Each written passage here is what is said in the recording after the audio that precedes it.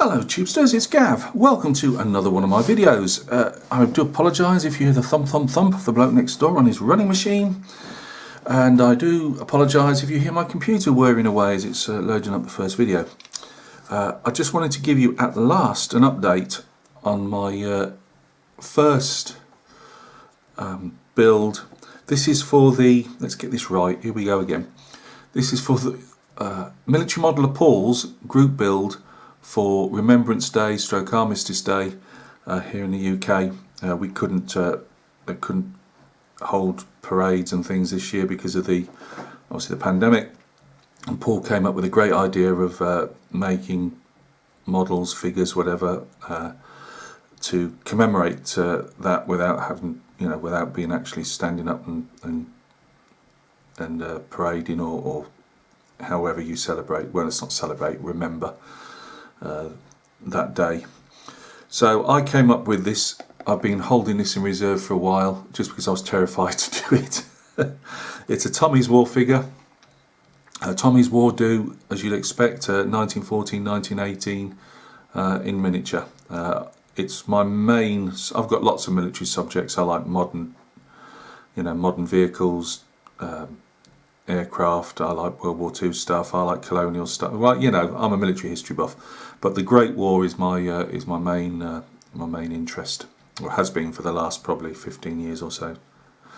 And I've been putting this off because I was just obviously terrified. Really, it's resin. It came in. It obviously comes in halves, so you have to do a bit of clean up to it. And I was terrified of getting there's a seam line. The neck, the horse's head and neck, as usual, is all in one, and it fits snugly into the bandolier here. This here is a bandolier of rifle ammunition, and it fits nice and snug into there with only the tiniest amount of filling needed. But you have got a seam to do here and underneath and up the front here. So let's have a look at the progress so far. Not a lot, as I say, but it's progress.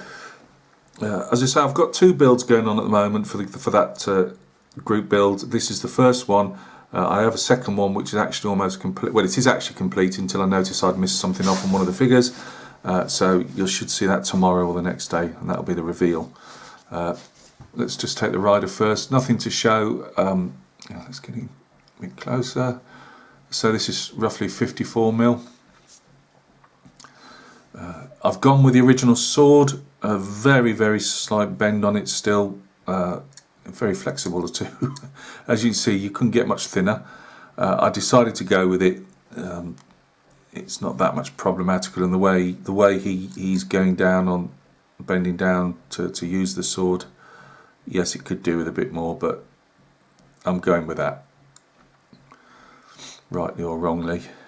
There's a bit of kit that's got to be added, but I'm going to paint the figure and paint the kit separately, so going to have to be careful with the glue that I don't stuff that up. But to show motion on the horse, they've got, I can't remember what it is now, if it's the water bottle or canteen, but they've got it so it's moving in the air as if it's going along with the motion of the horse, which is really good.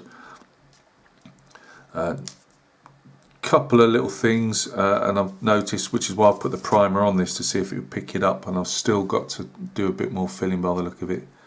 I won't be working on this yet, but you can see his elbow. Can you see his elbow? No, gone too far. Yeah, you can still see a little bit of a divot there, and there's one still showing up on, if we can get it on camera, on the other one. There was two little, if not holes, two little depressions that you'd have to fill. I filled them a couple of times, but it's going to need doing again.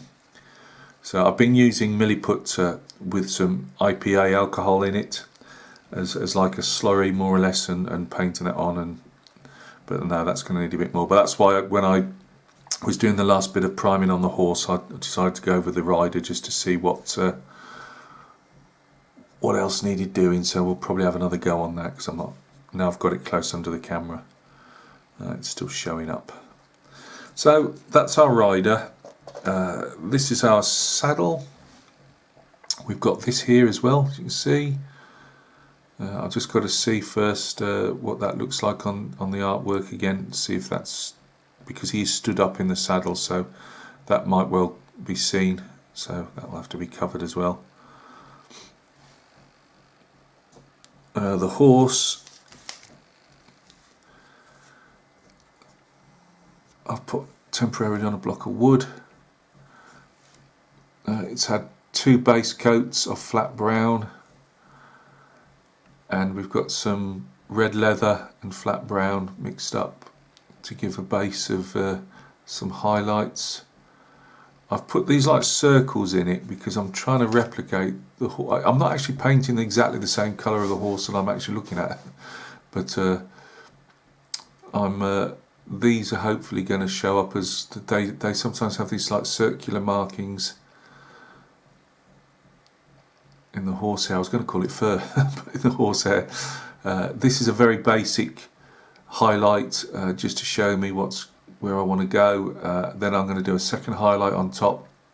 Then I'm going to start putting some shadows in, some glazing.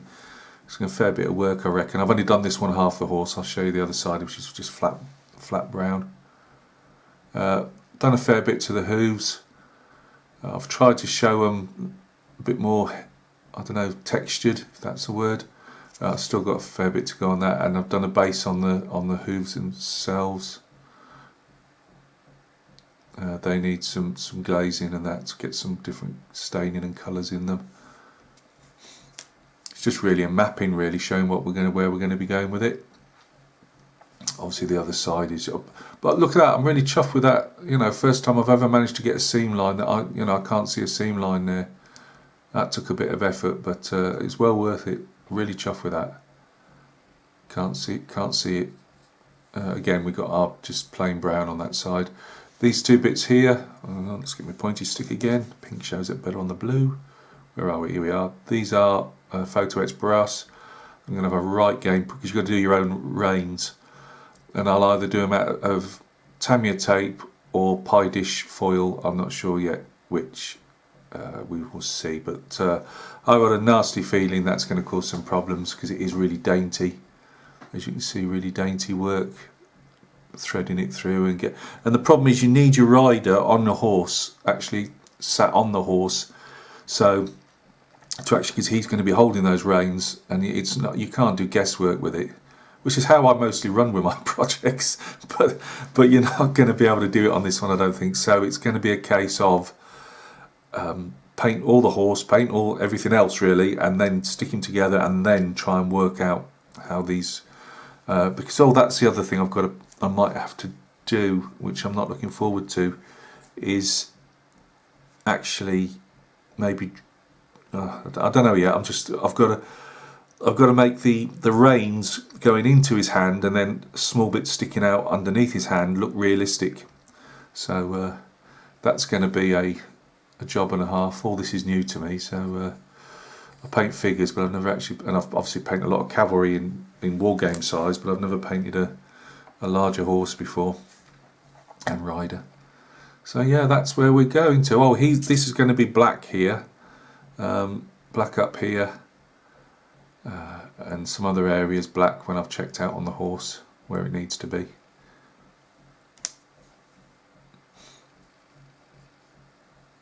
So no, I'm dead chuffed how that's. We haven't got the great light for this, but going a bit closer. No, not really. But yeah, I mean, you can't really see and if it does, it looks like muscle. So dead chuffed with that took a while. That's why we haven't seen much, because I've been picking it up, having a go, putting it down again, getting worried, then trying again, but it seems to have worked. So the mane and the tail, by the way, are obviously going to be like a very black brown type of look to it, and the horse furniture is brown as well, which always is a bit problematical. UK has always had, going back to Napoleonic times, used brown leather rather than say black leather that some of the other countries use. And all this on the front, if you haven't watched any of the other video I've done, you can hardly see now, but all that is a fly screen to keep flies out of their eyes. which is like either a rope or a woolen material. So yeah, here we go. We've actually finally got an update on the Tommy's War Horse at last. This is going to be a long runner, I reckon, because that rider now, looking at it, and he's going to need a tiny bit more filling. And I think once I've actually painted the horse, because I don't think it's going to damage the horse well, then again, I've got to then paint I've got to paint the saddle and all that stuff yet as well. Then I've got to try and position that rider so I know where those reins are going.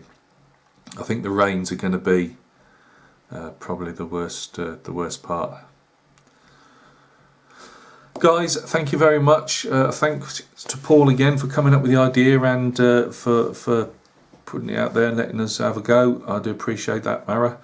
And Greg Riley's also doing, both Paul and Greg Riley are doing a Churchill tank build, and they're doing updates on that. I had got a few armoured vehicles. One, I can't build them as quick as they can. Two, most of mine wasn't really relevant to the topic. So this really was, it's my type of thing, and it's just bear with me, guys. It's just going to take a while, but we'll get there. Right, thanks for stopping by and taking a look. Other videos coming up. We've got Harry Potter figures that have actually been painted over the. I've had a bit of downtime where I've not been doing the commissions, so I've managed to get some Harry Potter figures out there coming up in a video in the next few days. The 28mm British Napoleonics have been stuck to a base, and they're going to start getting flocked and sanded and all that good stuff.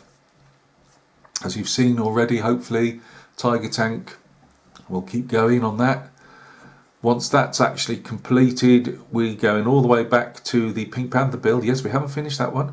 That's going to be put on its own tiny base as well. And we've got some rocks to put on it. And we've got some other stuff. Sorry about that. Quickly had to turn off the computer that's just started warbling away on the video I'm about to put up. So guys, thanks for stopping by and taking a look. As always, you take care of yourselves, keep dodging those bugs that are going around, and we'll catch each other very, very soon on another video. Cheers.